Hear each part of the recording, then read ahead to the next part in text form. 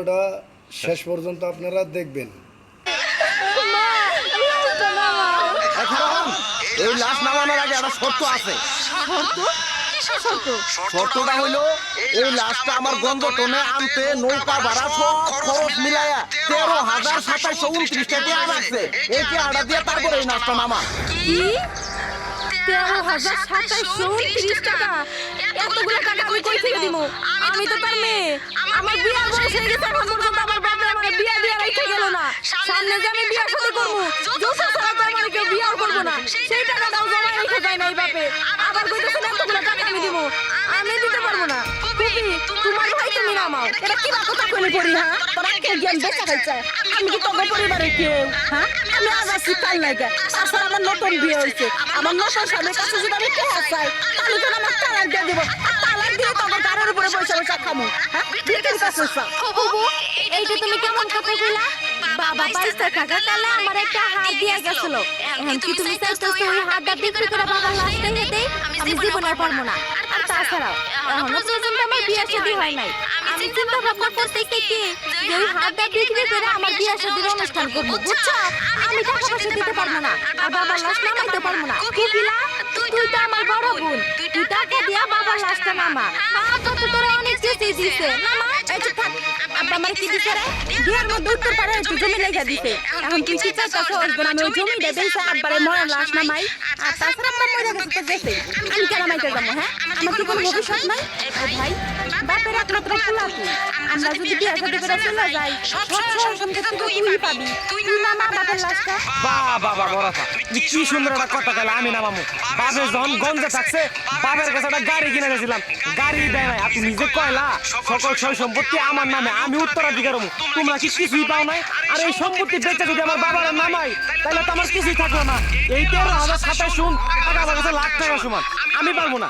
মা, তুমি নামাও। বাবা তো তোমার নামে অনেক সয় সম্পত্তি দিচ্ছে, তুমি নামারে নামাও, আমি নামাইতে পারবো না। তোর না ঠাস করে একটা চাপাম। তুই কি আমার পোলা না সপু? হ্যাঁ, তোর বাপ বাইসা থাকতে কি করছে মনে নাই?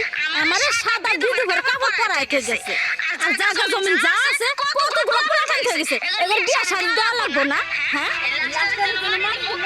জায়গা কি করে মাস্টার এটা আপনি কি কথা কইলেন? 29 টাকা কি হইলো? আমি কি আপনার কাছে ভিক্ষা করবার আইছি? শুনেন, এই লাশটা যদি নামান তাহলে নামান, নইলে কি করবেন আপনারা সবাই মিলে সিদ্ধান্ত করে। হ্যাঁ, আমরা সিদ্ধান্ত নিতেছি, আপনি খারাপ।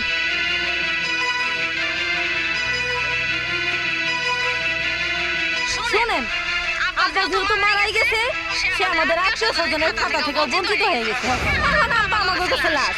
তাই বলতেছিলাম কি, আপনি লাশটারে ভাষায় দেন। দুটো টাকা গাছটাই দেন, ও পালা গাছের উপরে বাসায় দেন না, নদীতে বাইতে কমে যাবো গা। মাছে টাছে খাবো, কুমির টুমির খাই আলাম। আচ্ছা, আপনারা তাহলে কেউ লাশটা নামাবেন না, তাই না? নৌকা দুটো লাশ নিয়ে বের হন। দাঁড়ান, ওই লাশ আমি নামাবো।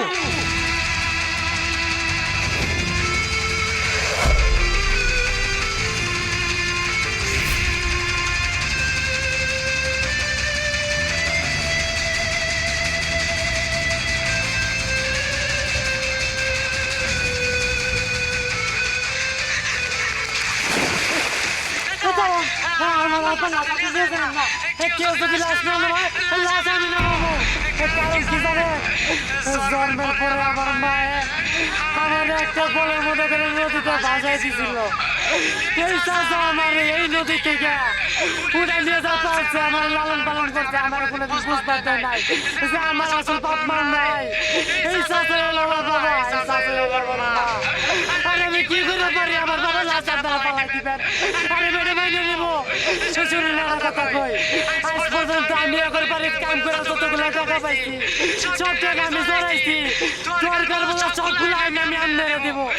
ভাই, আপনি একটু খারাপ, আমরা যতগুলো টাকা আছে আমি সব নিয়ে এসেছি। দাসা শান্ত।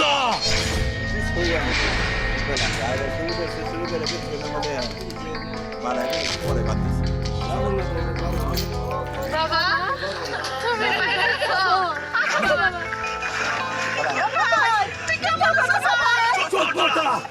বলার আগে বলে দেখলাম, কেউ তো আমার না।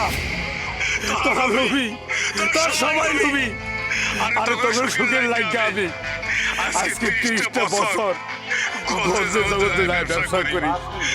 কোথায় ঘুমাই কোথায় খাই তোর কেউ কোনো খোঁজ খবর আসলা একমাত্র আশ্বস্ত করে সুখের লাইনকে আমি ঘরে থেকে যা টাকা পয়সা কামাই করে দেই তোরা যার যার মতো জমি কিনস মোবাইল কিনস হুন্ডার কিনস গহনা কিনস আর ব্যবসা করস এই ব্যাপারটা কেউ খোঁজ খবর আসতা আর তুই এই স্বামীর কোনো খোঁজ খবর আসলা আমি তখন লাগে আমি ঠিকমতো 5 ওয়াক্ত নামাজ পড়তে পারি না ব্যবসার কাজে ব্যস্ত থাকি কারণ প্রতি বছর তেমন টাকা দিতে হবো আমি হজের টাকা দিয়েছিলাম করতে যাইতে পারছি না এখন তোর লাগে টাকার দরকার তোর জমি কিনবি তোর অলঙ্কার বানাবি